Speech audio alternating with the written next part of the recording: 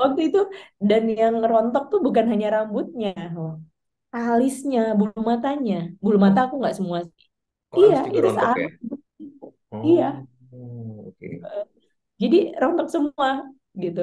Eh, dan waktu itu pas ngelihat sempat ngerasa gila ya, maksudnya I'm in this stage gitu.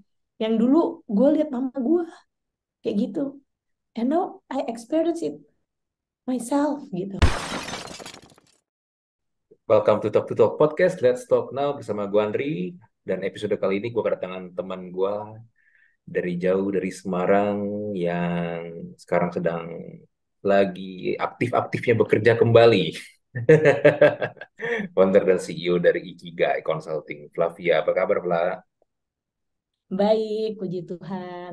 Baru flu sih, tapi sekarang udah baikan. Kayaknya lagi flu di mana-mana ya. Tapi kerjaan lancar ya sekarang. Lu udah bisa aktif lagi, udah kerja seperti normal seperti dulu ya. Ya, udah almost back to normal sih. Kok kalau dulu kan masih on off gitu ya. Hmm. Kalau sekarang udah bisa normal lah. Ya, gue bisa bilang udah hampir normal 100%. Hmm. Hmm. Nah, ini mungkin untuk konteks aja yang buat yang nggak tahu, Flavia ini jadi kan memang founder dan CEO Ikigai Consulting. Dia lagi ngejalanin ini ya, ini sebenarnya apa sih? Ikigai Consulting itu Konsultan lebih ke HR, konsultan HR iya, jatuhnya. HR consultant. Dia lagi Nah, bangun, ngerintis bisnisnya, lagi sedang naik-naiknya. Tapi one day dia nggak tiba-tiba ya, emang lu ngecek ya, di ya, di check up rutin. iya, Mm-mm. di vonis cancer, breast Mm-mm. cancer. Mm-mm. Heeh. Nah, cuman gue kan ngikutin story-story lu tuh di IG karena kan lu banyak sharing juga ya perjalanan lu Ya. ya. Sampai akhirnya Mm. lu di titik sekarang lu udah, ya temen orang cancer sih sebenarnya nggak bisa dibilang sembuh ya karena itu kan emang harus rutin ya sampai nanti ya. Benar, remisi istilahnya, Iya, remisi. iya, iya, iya, iya. Nah, gue sih sebenarnya pengen ngajak juga yang dengerin nih podcast kali ini nih, denger cerita lu nih karena gue salut sama lu adalah bagaimana lu menghadapi penyakit ini yang mungkin lu juga nggak expect. Hmm. Tapi lu bisa menghadapinya dengan I don't know ya mungkin karena lu menjalankan ikigai ya, ya lu bisa menjalankan kalau yang gue lihat ya yang gue tangkap tuh menjalankannya dengan ya prinsip mindfulness tuh itu gitu Ya, ya, ya. ya. Jadi gini gini mungkin, biar runut ya, awalnya kan terakhir kali kita podcast pun itu tahun 2000 berapa ya Pak? Lupa, 2021 ya, Sekitar tahun lalu, ya 2021, 2021, 2000, 2021. iya 2021 ya kurang lebih udah dua tahun, udah 2 tahun yang 2 tahun yang lalu ya kurang lebih ya. Nah, Mm-mm, mm-mm. tahu-tahu kan lu share di story lu, di IG story lu, kalau ternyata lu abis ngecek dan lu divonis kanker payudara. Nah, tapi kan untuk menjadi itu divonis cancer itu kan nggak tiba-tiba tuh. Jadi itu awalnya gimana?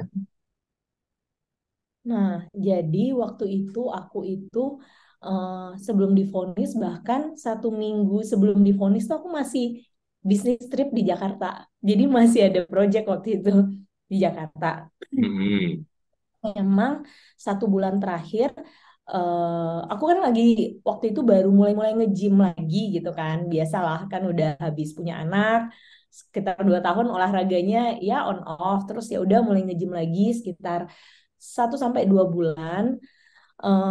Terus kalau misalnya nge-gym tuh kan kadang berasa badannya pegel-pegel gitu ya. Oh ya. iya, iya, iya. Gue memang merasa kayak ada something wrong di payudara kiri gitu ya.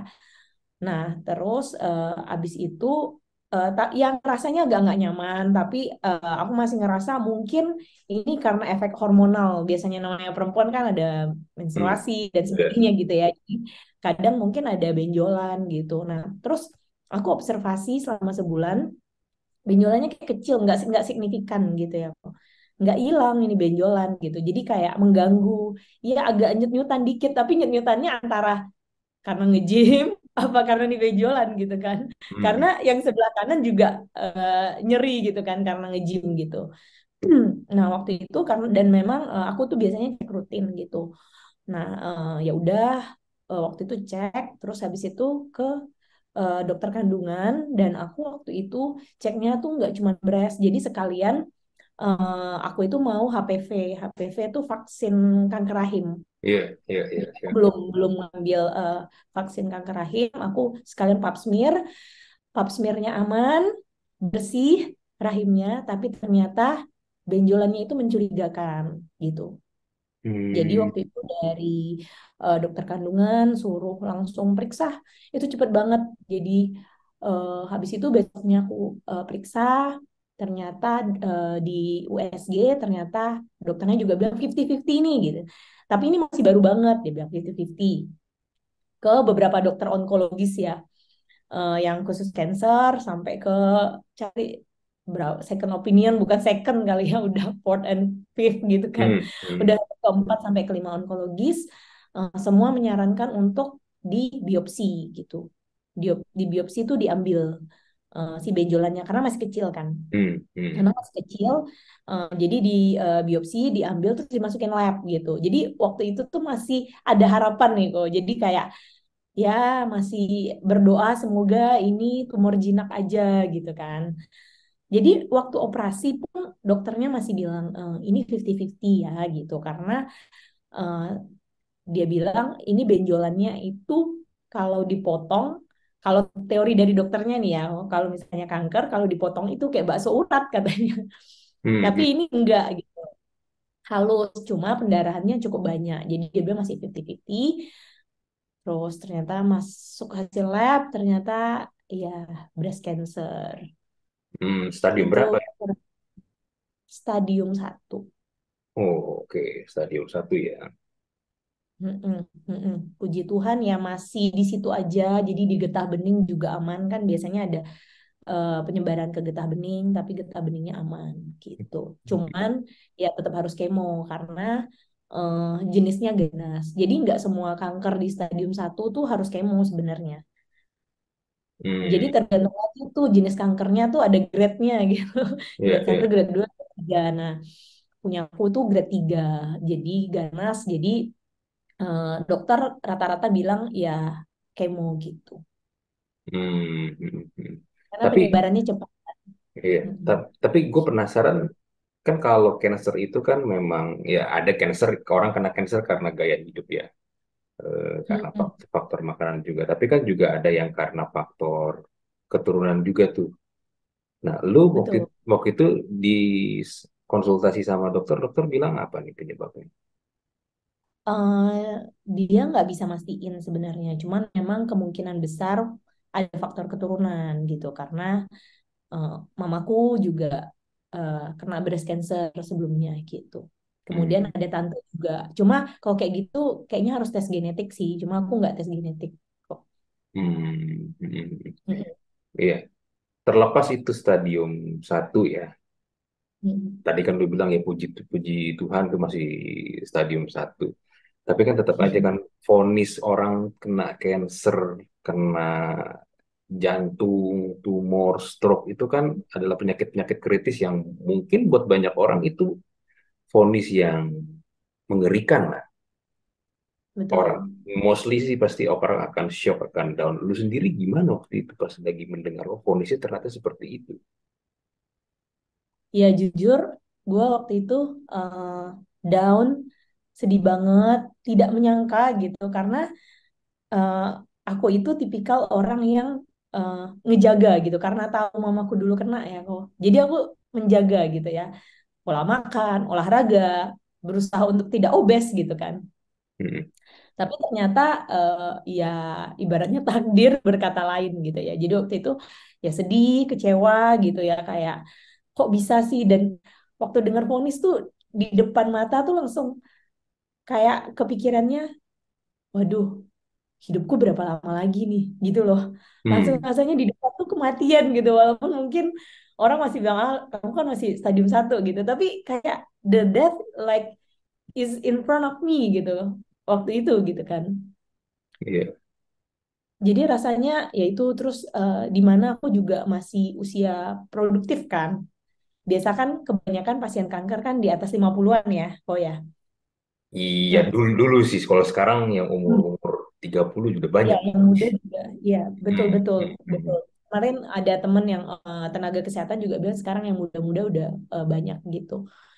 Dan waktu itu yang ngerasanya, aduh kenapa sih gitu, kayak udah pasrah banget kayak, terus mesti gimana, terus eh, usahaku gimana gitu kan, apalagi baru merintis gitu kan, hmm, banyak lah yang pasti down banget gitu.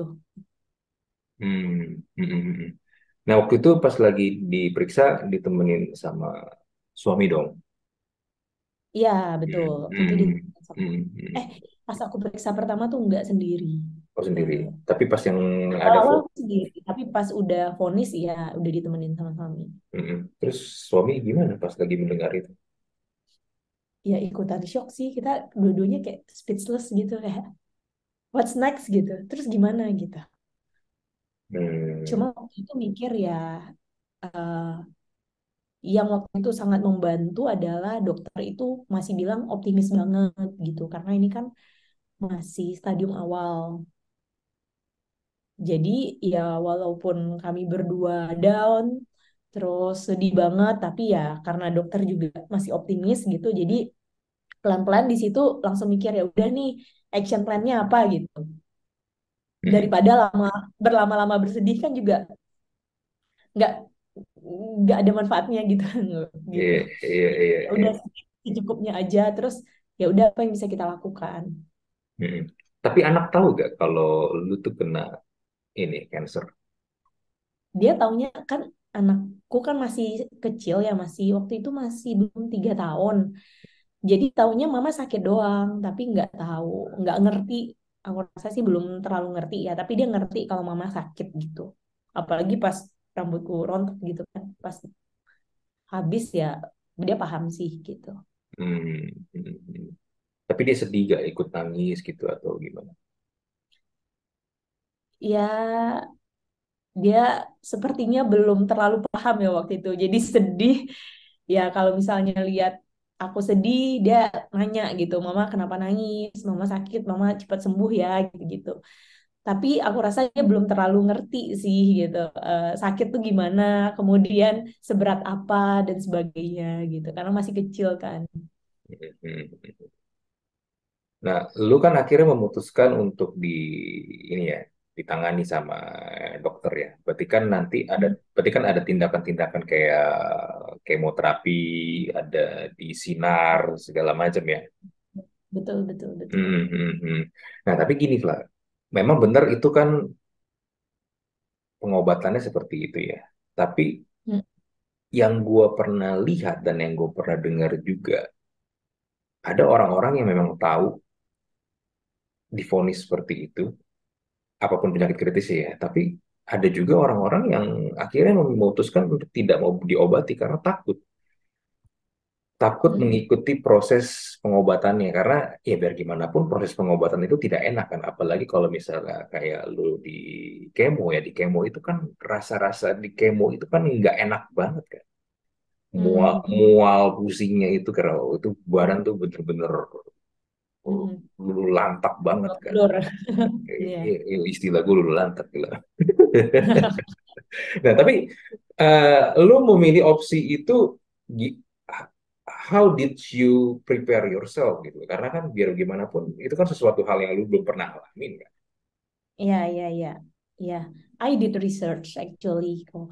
Dan eh, dan kenapa eh, aku memilih untuk mengambil pilihan kemoterapi walaupun waktu itu berdatangan tuh obat-obat herbal.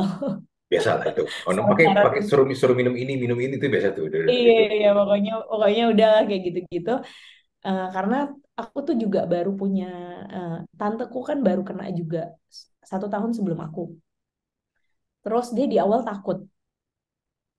Oh, dia Mm-mm. di awal takut, takut pengobatan karena COVID juga kan waktu itu. Jadi Mm. akses pengobatannya agak sulit.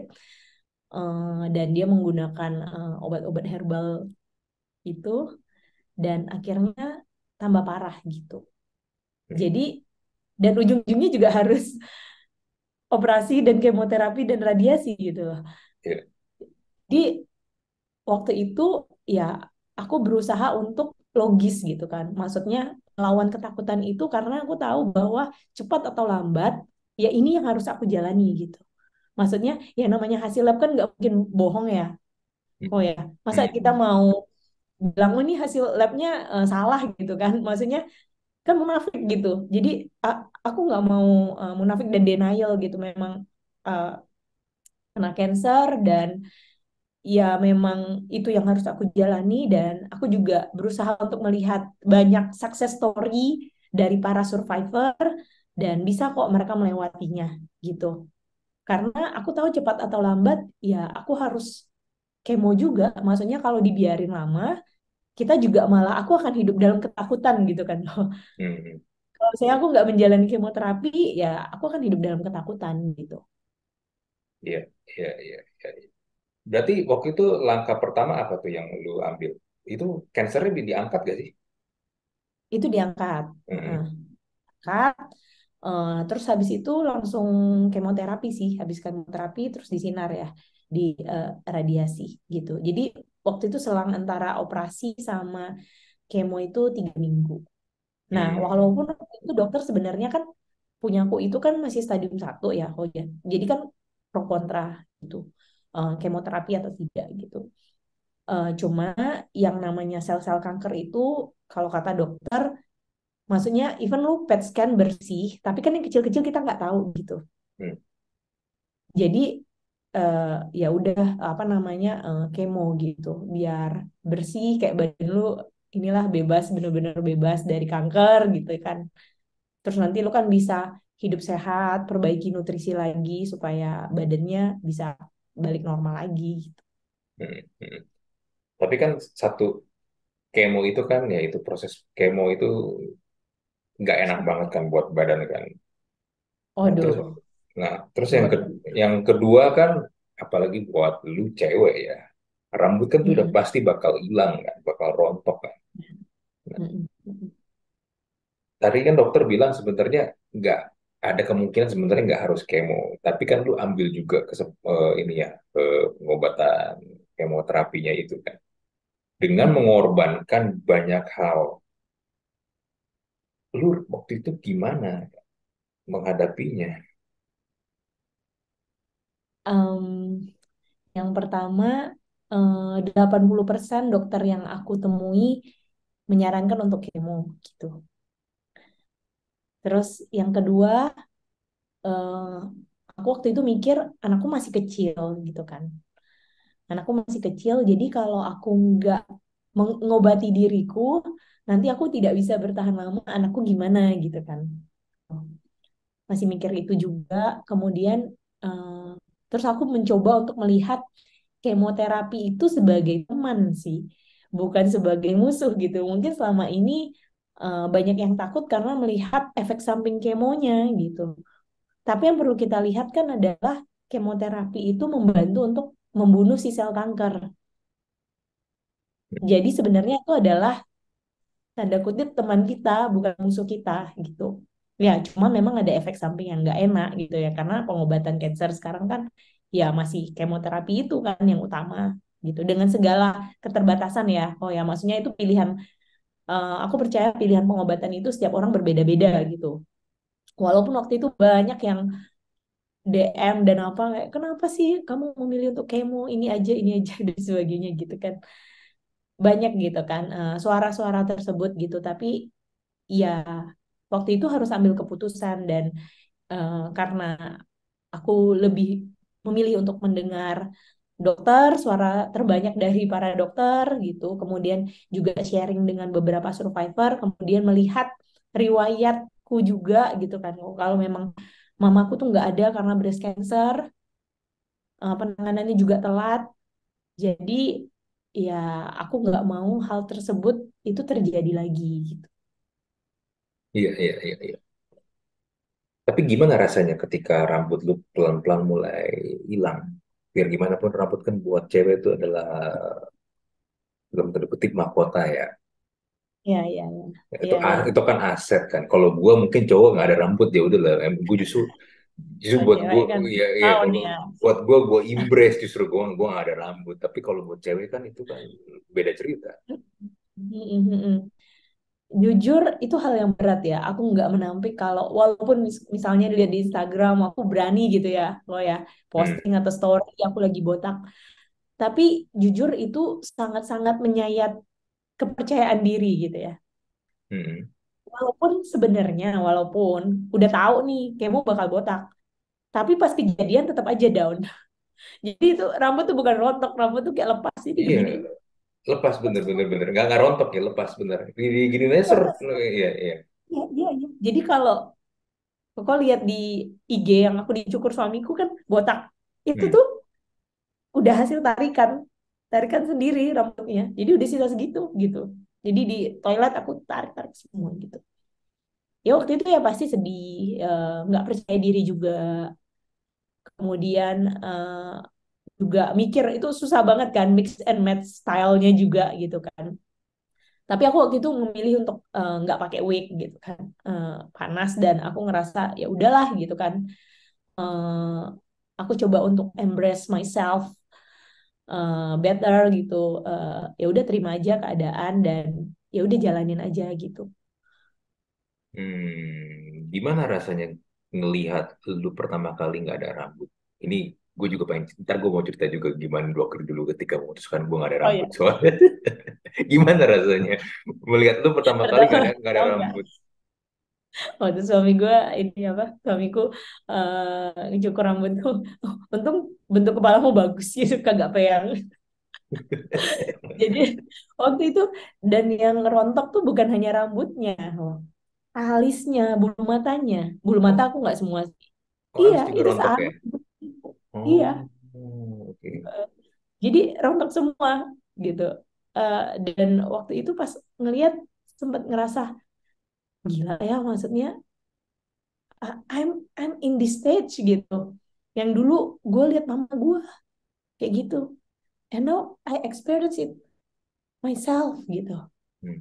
Jadi benar-benar rasanya waktu itu benar eh, benar-benar bukan sedih ya, tapi kayak ngerasa hidup gue kok tragis banget sih gitu loh.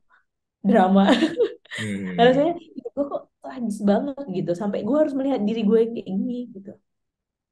Iya, iya, iya, which is normal karena kan gini, bencana atau cobaan itu kan manusia nggak expect datang ke dirinya. Hmm.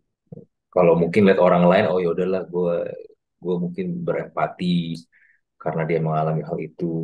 Tapi kan dalam hati kita yang paling kecil kan kita nggak expect itu juga menimpa ke kita kan. Betul, betul. Hmm. Jadi ya shock gitu, ya kepercayaan diri ya terutama ya sebagai perempuan gitu kan. Benar-benar terjun bebas lah waktu itu. Tapi Hmm. ya pelan bangkit lagi. Hmm. Hmm. Lu pas lagi itu gimana? Merasa kulit kepala lu awal-awal lembek-lembek gak? Gue selalu dulu gitu. Tapi kemo tuh bikin muka mulus loh kalau di case gue. Oh ya, masa? Oh, oke. Iya, iya, iya, iya. Kalau gue mungkin dulu ya, gue yang kita intermezzo dikit ya. Kalau gue dulu mungkin pas lagi gue memutuskan untuk pulang, terus kayak gue kan bukan karena cancer, karena gue memang pengen aja gitu kan. Eh, terus juga kan, gue tahu kalau gue one day pasti juga akan mulai ini rambut mulai akan menipis karena kan yang ngelihat keturunan juga lah bokap gue segala macam kan.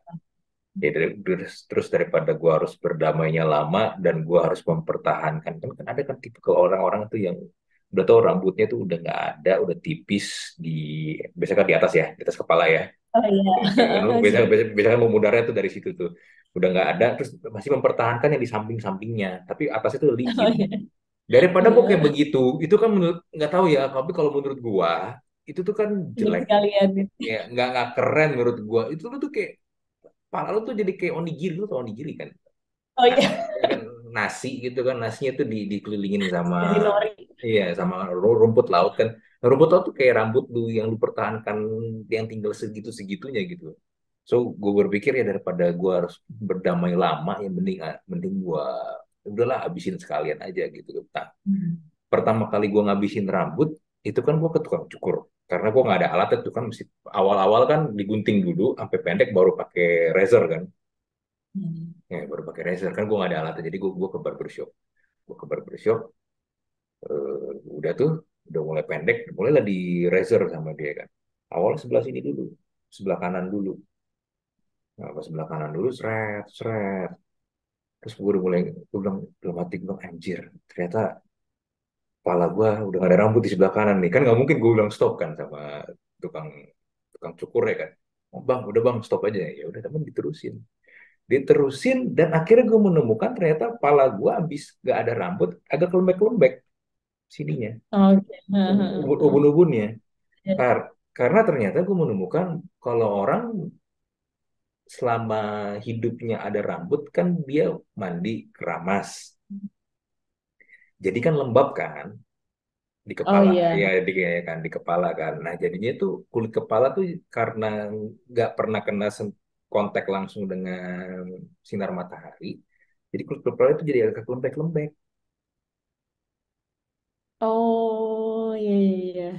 Lu Iya nggak sih nge- kalau lu ngerasain iya. nggak sih? Gue ngerasain itu soalnya kok kulit kepala gue agak lembek-lembek awal-awal ya, tapi sekarang sih udah enggak sih. Mm-mm. Iya awal-awal iya. Tapi benar lama-lama udah nggak berapa bulan gitu. Mm-mm. Udah. Udah enggak. Nah, tapi kalau gue yang gue liat lu akhirnya ngakalinnya pakai itu ya, kayak pakai apa sih, semacam bandana Scarf. kah, atau apa itu? Ya scarf. Mm-mm. Scarf, turban, gitu-gitu. Hmm. Iya, iya, Karena iya. jadi pusat perhatian orang-orang sih. Pasti, pasti.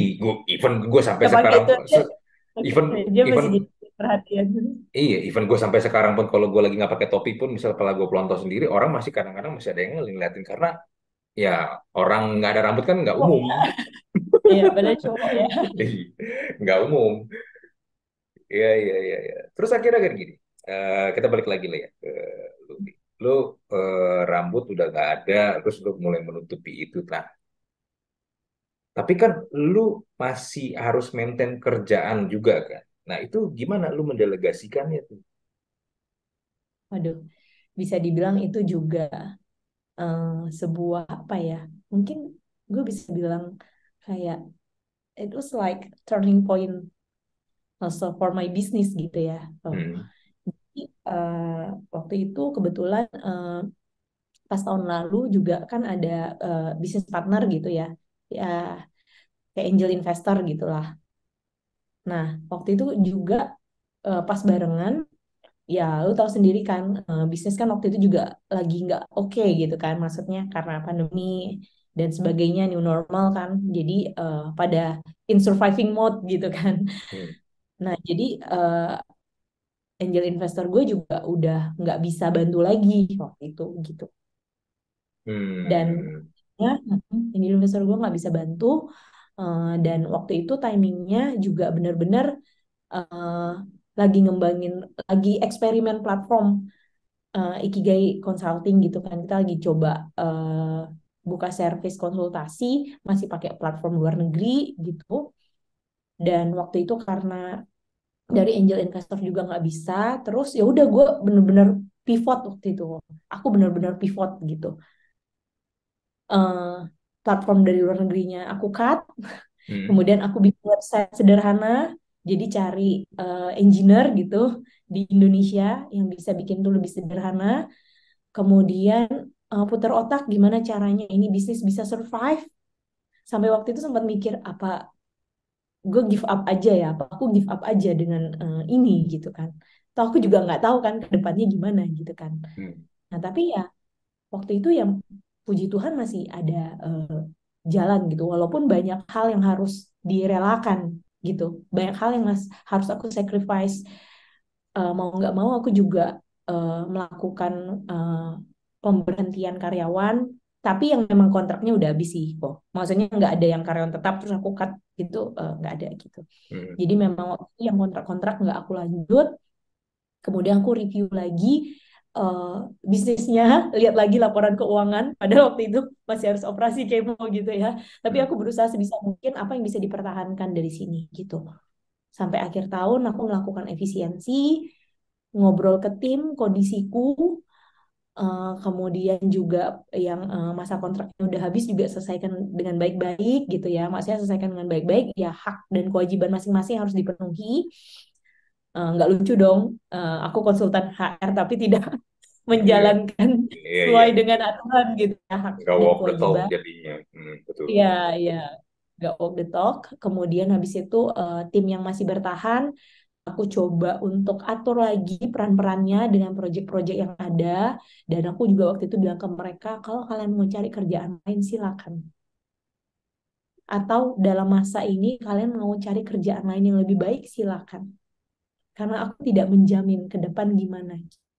Berarti memang sampai di titik di mana lu tuh udah pasrah banget ya, even tim lu mau cabut pun juga ya udahlah karena lu juga kondisi lu lagi sakit, terus bisnis juga lagi nggak baik-baik aja ya. Betul, betul. Jadi dan aku juga melihat mereka kan juga masih muda-muda dan punya masa depan gitu ya. Gitu. Hmm. Jadi eh, waktu itu aku bilang ke mereka kayak ya yang masih mau bertahan, maksudnya ya nggak apa-apa kalian kerja di Ikigai Consulting dulu, sambil kalau kalian mau cari yang lain tuh nggak apa-apa gitu. Maksudnya, tapi ya tetap aku gaji dengan sesuai dengan seharusnya gitu. Yang maksudnya nggak yang berarti karena efisiensi yang masih bertahan, aku kan gajinya enggak gitu. Aku nggak gajian, aku yang Hmm. nggak gaji. Ya, ya, ya, Bahkan paham. akhir tahun sampai akhir tahun itu harusnya ada bisnis partner yang mau masuk lagi, akhirnya kan nggak jadi juga gitu. Ya aku tahu diri lah ya, lagi kondisinya sakit, masa ada yang dipaksa untuk masuk gitu. Nah, tapi surprisingly ya mereka bertahan dan ya mungkin kadang kalau yang namanya manusia kalau kepepet jadi ada jalan kali ya. Hmm. Jadi tau nggak sih, justru dengan itu malah Ikigai Consulting sekarang lebih sehat, lebih nemuin hero produknya yang dulu mungkin awalnya mau main di B2C, tapi ya B2C kan nggak segampang itu ya, investasinya besar. Kemudian akhirnya kita pivot untuk fokus di B2B sebagai konsultan HR. Dan di tahun ini sampai titik ini, aku masih bisa gaji tim tanpa bantuan investor manapun, bahkan masih bisa Nice. ngasih mereka THR juga. Dan hutang-hutang sisa yang dulu tuh malah udah lunas semuanya gitu. Jadi kan Hmm. dulu kan pakai platform luar tuh kan masih ada penggunaan kan, kalau kan ada time-nya ya masih harus sampai akhir tahun gitu. Waktu itu kan sempat lah, jujur lah memang ada hutang ya, maksudnya belum bisa bayar gitu. Tapi malah setengah tahun ini udah beres semuanya gitu. Hmm. Dan wow gitu, dan aku bisa menggaji diriku sendiri gitu juga sampai titik ini gitu. Iya, iya, iya. Tapi gimana lu menghadapinya, ngejalaninnya pula karena satu lu lagi Hmm. sakit, bisnis juga lagi nggak baik-baik aja, ya lu juga malah sebenarnya juga udah merelakan kalau mereka mau pergi ya pergi gitu. Itu Ya, heeh. gimana? Tadi kan pertanyaan gue, lu mendelegasikannya kah atau masih tetap lu yang kontrol? Karena gini deh, Iya, iya. let's say lu habis Heeh. kemo, Hmm. lu habis kemo. Habis kemo itu kan kayak tadi yang gue juga bilang di awal Minggu gua kan, off pasti. itu 1 sampai 2 minggu gua off. Gak iya bisa kerja. nggak mungkin kan karena ya itu kan rasa mualnya badannya nggak enak banget itu kan Ya, ya. nggak mungkin memungkinkan lu untuk bekerja kan even mungkin mau buka Heeh. laptop aja juga udah males banget gitu Ya, ya. ya, ya, Benar. lu gimana ininya ngontrolnya Gimana? itu iya. Iya, iya. Yang pertama yang aku lakukan adalah bikin sistem ya. Ya. Maksudnya kan ada project-project itu memang udah ada alurnya yang jelas gitu. Jadi kalau aku nggak ada, timku tuh bisa menjalankan itu. Hmm. Mereka bisa ikut guidance-nya lah gitu. Ya tetap kadang pasti sesekali masih ke aku untuk minta cek dan sebagainya. Kemudian yang kedua, eh, ya ini juga ibaratnya sesuatu hal yang menguntungkan di mana di awal itu konsultan HR kami, walaupun aku yang sebagai konsultan utamanya gitu ya, kok, tapi aku tuh punya partner-partner konsultan yang lain gitu. Jadi ibaratnya yang ngerjain project tuh nggak cuma aku doang, aku partneran sama konsultan lain.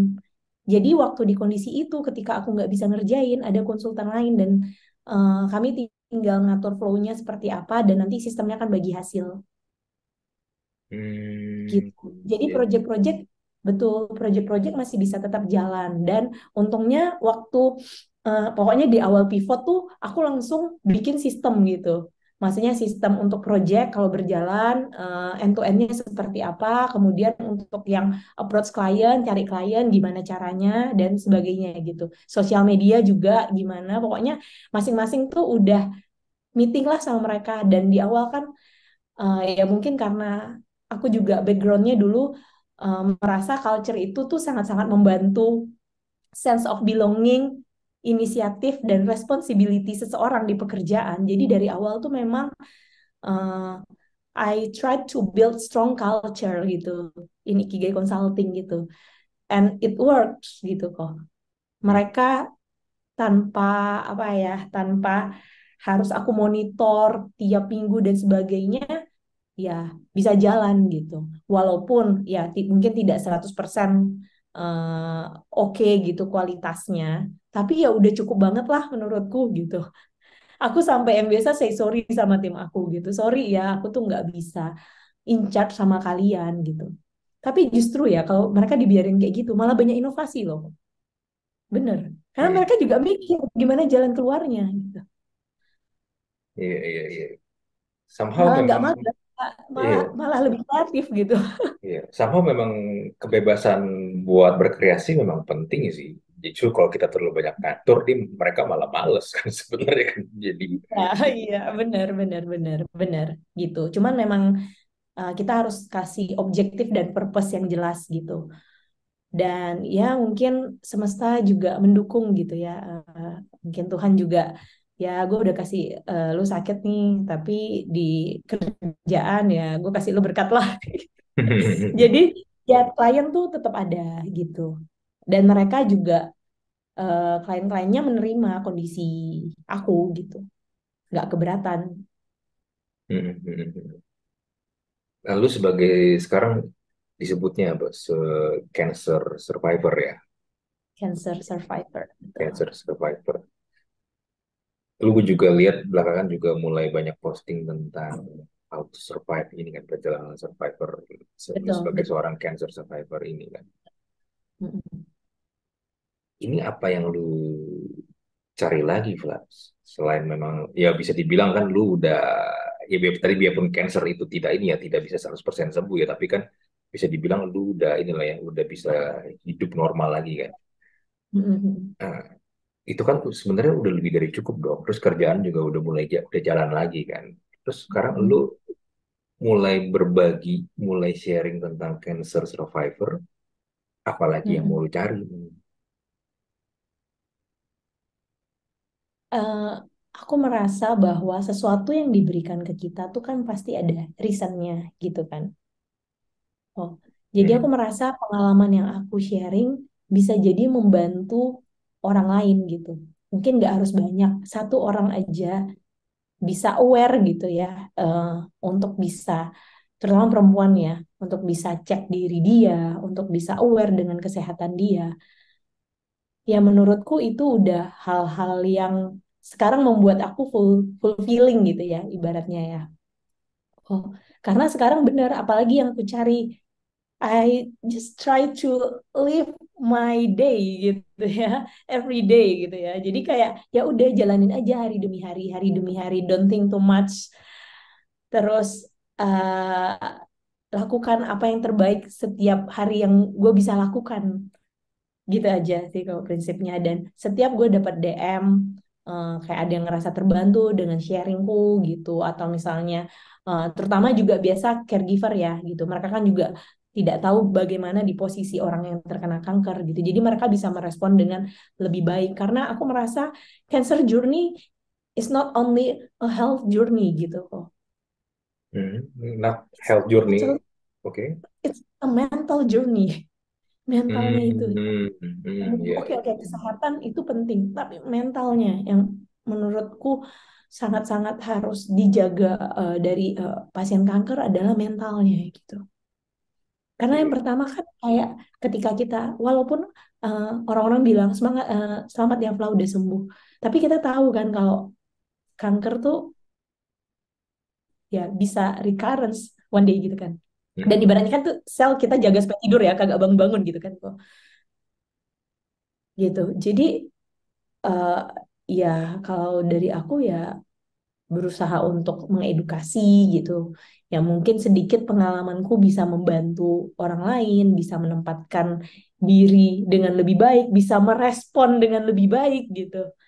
Karena sebagai seorang pasien kanker mentalnya benar-benar ya benar-benar sejatuh itu gitu. Kalau kita nggak bisa jaga omongan gitu ya, kita nggak bisa menempatkan diri, bisa-bisa kesehatannya tambah drop juga gitu kan. Betul, betul. Ya, gue juga 2021 nyokap gue kan juga divonis cancer ya, tapi cancernya bukan breast, tapi dia rahim, atau peti serviks ya.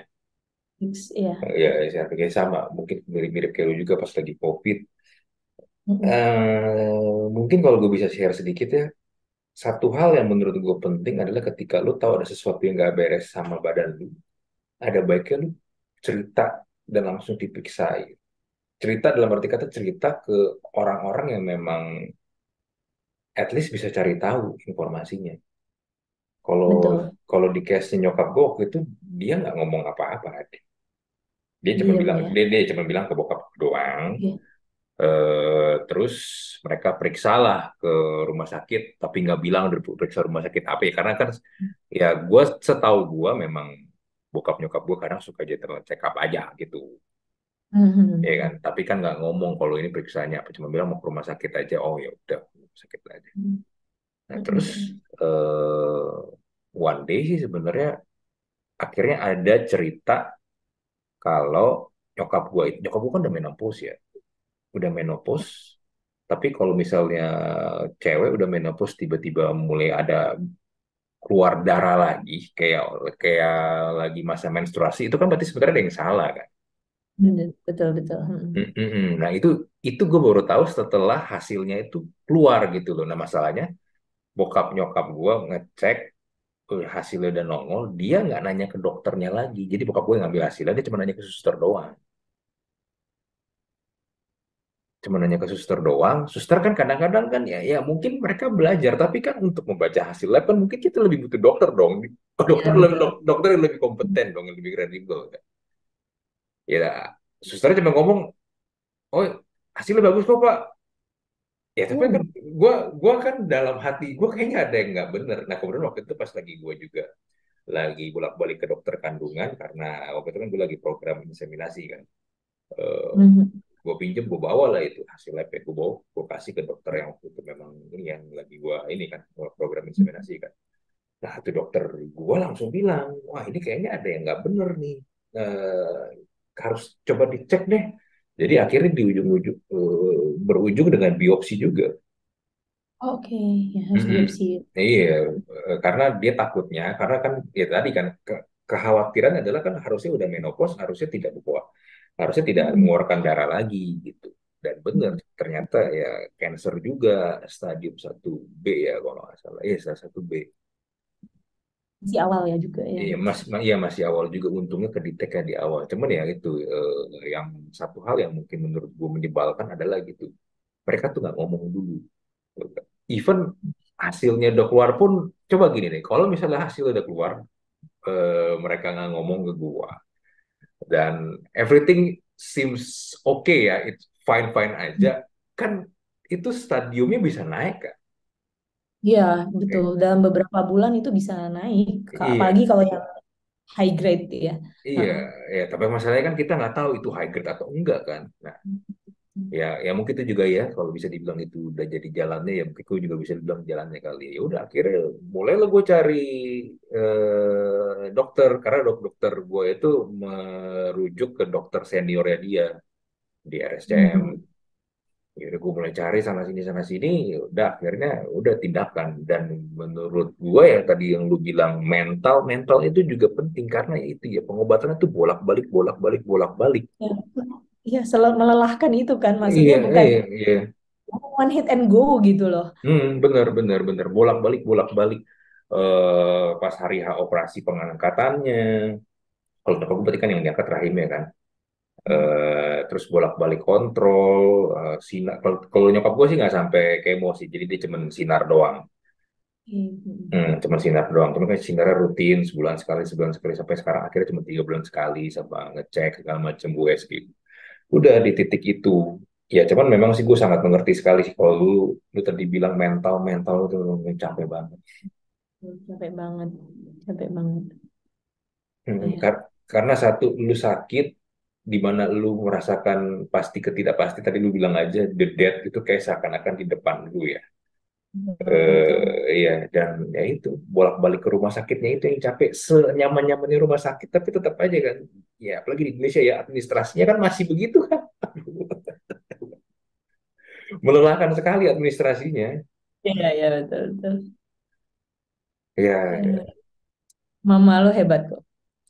ya, gue sih sampai sekarang ya puji Tuhan lah ya dia dia masih sehat sampai sekarang nggak kenapa-napa gitu. Tapi ya eh, ya mungkin apa yang bisa gue bagi juga adalah ya kalau memang lu merasa ada yang nggak beres sama badan lu, lu mendingan ngomong sih. Atau kalau Betul. mungkin lu posisi lu anak ada orang tua lu rasanya ada yang aneh, lu mendingan nanya eh, Mm-mm. ikutin insting lu. Kalau gue nggak ikutin insting gue, mungkin sekarang nyokap gue udah nggak ada kali. Atau mungkin stadium stadium udah parah banget Mm-mm. gitu. Iya, Ya, karena kadang ketika kita sakit ya ada satu sisi di mana kita tuh ya mungkin ini konyolnya manusia juga ya nggak pengen nyusahin orang lain. betul. Betul, pasti ada feeling kayak gitu. Tapi kalau kita nggak ngapa-ngapain, kita juga bakal nyusahin orang lain. Ya itu dia Gitu. ujung-ujungnya Maksudnya kita jauh nyusahin sekarang, lebih tapi nyesel lagi. nanti. Bener, Gitu kalau kan. ketika nanti itu nyusahinnya jauh lebih berkali-kali lipat dibandingin ketika Oh, ada betul. sekarang gitu kan. Ya kalau Betul, betul. talk about money ya duitnya jauh lebih kecil sekarang dibandingkan nanti. Kalau nanti duitnya jauh lebih gede, iya kan? Betul, betul, betul. Makanya aku juga share perjalanan cancerku sebenarnya juga pengen berbagi harapan ya. Kok ya, Mhm. kalau cancer is not a that sentence gitu ya. Walaupun rasanya waktu terdiagnosa kayaknya kematian di depan mata gitu, tapi bisa kok ditangani gitu. Bisa ditangani, tadi bener banget kayak semakin kita cepat menyadari if there is something wrong with our body, ya as soon as possible kita cek ke dokter gitu. Dan kalau sekarang pengobatan juga udah canggih gitu kan, udah banyak macam treatmentnya. Dan kalau belum terlambat itu masih sangat-sangat bisa ditangani gitu. Makanya eh, purpose-ku juga kenapa aku share perjalanan kankerku di Instagram gitu. Juga pengen memperlihatkan ke orang-orang kalau ya jadi pasien kanker tuh juga masih ada kehidupan kok gitu. Bukan berarti kehidupan lu berakhir gitu. Karena aku punya temen yang kaget aku tuh kemo eh, masih kerja. Jadi dia pikir aku tuh terbaring di tempat tidur doang gitu. Nggak Hmm. ngapa-ngapain. Padahal kan nggak segitunya gitu kan. Iya memang berat gitu. Tapi ya bisa dijalani. Iya betul betul. Kalau stadium masih ringan masih bisa Betul. beraktivitas kok, nggak Masih sampai bisa betul. nggak sampai yang gimana gimana. Nyokap gua aja lagi pas habis kelar operasi ya of course habis kelas operasi istirahat lah ya istirahat total. Tapi ya setelah itu dia dia masak segala macam udah bisa. Masih bisa aktivitas ringan Hmm, gitu ya. benar-benar dia udah bisa gitu. Ya gue bisa bilang back to normal aja. Nggak Mm-mm. nggak perlu yang sampai gimana gimana ya tapi kalau mungkin ada cerita kalau misalnya kena stroke kalau kena stroke kan iya biasa tuh ada yang ada bagian tubuh yang lumpuh ya itu kan Oke. lain cerita lah kalau gitu ya ya gitulah perjalanan orang kalau ini ya kena penyakit itu memang gue sih akhirnya bisa ngambil kesimpulan kalau apapun sakitnya support system itu tuh sebenarnya yang penting sih. Betul. Betul banget. One of the privilege I have, I think is support system gitu ya. Kayak kalau support systemnya nggak kuat, ya nggak kuat juga sih kok jalaninnya gitu. Mm-mm, betul. Gue sih nggak bisa nggak bayangin kalau aku sakit kayak gitu, tapi nggak ada support system yang ini ya, yang bisa bener-bener ngebantu banget. Mm-mm. Itu sih berat banget sih lo itu. Betul, betul. Hmm. Hmm. So, Ya walaupun support system macam-macam ya, ya betul. tapi kita coba ambil yang positif saja. Hmm. Terus sekarang next planning lu apa lagi nih? Jujur masih fokus untuk pemulihan stamina dan imunitas tubuh gitu kan.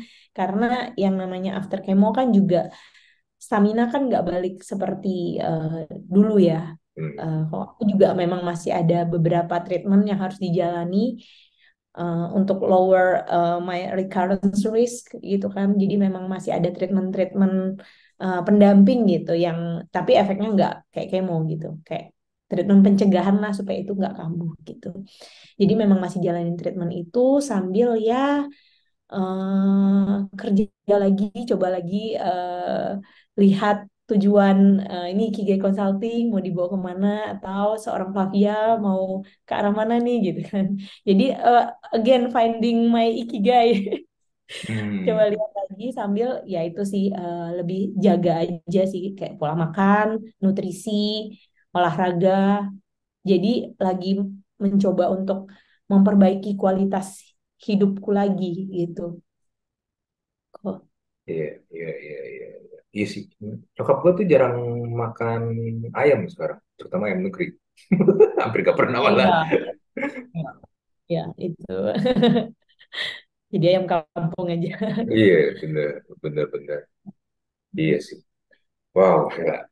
Gue sangat-sangat salut siapapun ini ya, orang-orang yang berjuang kayak seperti lo itu tuh. Karena ya, I don't know ya kalau misalnya, ya gue sih amit-amit ya kalau nggak sampai ngalamin. Tapi gue Ya, mung ya. gue mungkin eh, mungkin mental untuk seperti itu untuk kalau gue ngomong sekarang ya mungkin gue juga nggak tahu gue siap atau enggak sih. Tapi ya makanya gue sangat kagum pada orang-orang yang bisa survive melewati itu semua dan masih bisa berkarya sampai sekarang. Itu sesuatu hal yang luar biasa sih kalau menurut gue ya. Ya, puji Tuhan gitu. Ya kadang kok kalau dipikir-pikir lagi ya, juga sekarang mikir loh, kok dulu bisa ya, kok dulu kuat ya. Karena nggak pernah siap kan. Maksudnya itu kan sesuatu yang dadakan kan, kayak Mhm. roller coaster banget gitu. Iya, iya, iya, Ya iya. sampai sekarang pun masih ngerasa kayak oh ternyata bisa yang lewatinnya. Dulu pun nggak percaya kalau bisa ngelewatin, tapi bener banget kok support system sih. Aku rasa yang bantu banyak gitu. Hmm, hmm. Dan at the end manusia ketika ini ya dipush sampai ke limitnya ternyata bisa ya melewatinya. Ya benar dan ternyata banyak banyak apa ya kayak blessing in disguise gitu kan. Ternyata banyak hal baik juga yang terjadi di selain hal yang tidak baik, tidak menyenangkan ini bukan tidak baik ya, tidak menyenangkan. Ya, ya, dia memilih frasa kata-katanya pun masih dipilih yang ini yang positif. Padahal, padahal tidak baik ya tidak baik aja udah. Tidak menyenangkan gitu ya. Iya, iya. Soalnya baik dan tidak baik tuh kan subjektif sekali. Ya, tapi kan apa yang lu rasakan itu subjektif kan, tidak objektif loh. Ya, ya, ya, begitulah. Iya, iya. Oke deh Pak, thank you lo buat cerita-ceritanya.